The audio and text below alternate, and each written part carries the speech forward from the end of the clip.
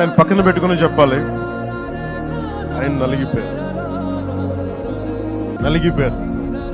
జైల్లో చూశాను ఆయన పాపం భువనేశ్వర్ గారి బాధను చూశాను. నేను అనుకున్నాను, అమ్మ మీరు కన్నీళ్ళు పెట్టకండి, మంచి రోజులు వస్తాయని చెప్పి మంచి రోజులు వచ్చింది. వారికి మనస్ఫూర్తిగా వారికి నా హృదయపూర్వక శుభాకాంక్షలు. మీరు అద్భుతమైన పాలన ఇవ్వాలి అందరికీ మనస్ఫూర్తిగా నేను తెలియజేసుకున్నాను.